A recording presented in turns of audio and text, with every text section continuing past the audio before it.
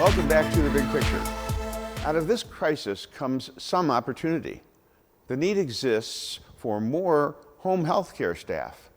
Our John DeShulo went to Liberty Home Care to find out more. As the world changes and the new norm is in place with the coronavirus pandemic, we thought we'd come to Liberty Home Health and talk to Jennifer Redding. Jennifer, we met with you a few months ago and talked about home health care and what that means, but now there's a whole new dynamic to home health care. How has your company responded to the pandemic? Yeah, it's definitely changing every single day. You know, a week and a half, 2 weeks ago when it first started, it was mobilizing our emergency preparedness plan and looking to see whether or not it was adequate to handle COVID-19. We had a pandemic flu emergency preparedness plan, but it wasn't quite the same, so we had to defer to the CDC guidelines and every day massage and change our emergency preparedness plan. And so we have had to screen our patients to make sure that they're safe and healthy, and then also do daily screenings of all of our PCAs, which are personal care assistants who go into the patient's homes to provide necessary care for them every day, to make sure that they're also healthy and kept safe. Now, I would think at Liberty Home Care you've had discussions over the years on how to deal with circumstances that are interesting and different, and probably have had protocols in place for flu and other situations, but this takes it to a whole new level, and it happens so quickly. Explain to me what it was like when the news first came out and you had to deal with your staff and your teams. Well, initially it was, just ask these questions, and we weren't really at risk because it wasn't in this area. And then every single day, there were changes coming through from the governor, and we had to react spontaneously to those changes and those directives and make sure that our entire team was on board and everybody was aware of what the changes are. We have a phone number they can call into to get updated statuses for our employees, and we also use what's called CellTrack, so we're able to push out information to them. CellTrack, which is what the personal care assistants use to clock in and out and fill in care plans for their patients, also pushed out the questions that they have to ask of those patients when they go to their house, so that we are automatically documenting that every time we enter their house. So technology has played a key role in this, in keeping track of the status of everybody, which could change. Correct. And also we were given a little lesson on our face-to-face interactions that were required or are required of our business.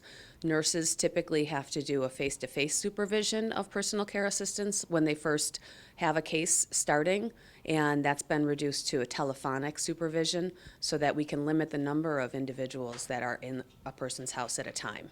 I know that the home health care industry as a whole is highly regulated. So to begin with, you're used to those regulations.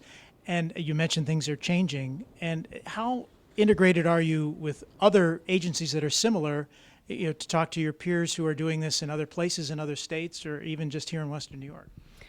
We do have a good open communication with the other companies, and at this time we haven't had to reach out to them to sort of share resources. We're still hiring here at Liberty, and I assume they are all still hiring as well. We have some relief where patients have asked to cancel services for the time being, so that frees up some of our staff to be able to go and go to other cases, but we're always hiring. We're always in need of trained and certified personal care assistants and home health aides so that we can really deliver the care that we need to deliver to the community. Let's talk about that for a minute. Have there been home health care aides that have said, I'm uncomfortable working in this time, considering some of the population that you deal with are seniors and maybe a little bit more vulnerable? They've actually been fantastic. They're calling, they want to work. They're calling and saying, I don't really feel well, but I really want to go to work, and in those cases we have to say, no, you really have to stay home. The biggest issue we've had is childcare. With the children not in school, they don't have babysitters, at the drop of a hat. So we haven't found that our personal care assistants aren't willing to go out to patients' houses and care for them. They know the patients. They've cared for them frequently and on a regular basis, and they care about them. So, and I would think in addition to the medical support they offer, there's a psychological support, a comfort that they bring just by being there at a time when maybe the senior or the individual that they deal with might feel very vulnerable and concerned. Absolutely. Many of our patients don't have family support to help them. So the personal care assistant might be the only person they see in a day. And it's really important to, keep them involved and interacting with people so they don't feel lonely and isolated. Talk to us about the actual requirements that a person would need to come into Liberty Home Care and be a personal care assistant or a home health aide. They have to have certification, either as a home health care aide or a personal care aide. And in order to do that, those are classes that they take. So anybody who is a certified personal care assistant or certified home health aide knows that they've taken those classes, and they have a certification from New York State in order to operate as a personal care aide or home health aide. And we're looking for individuals who want to provide services and care for patients and want to go to work every day.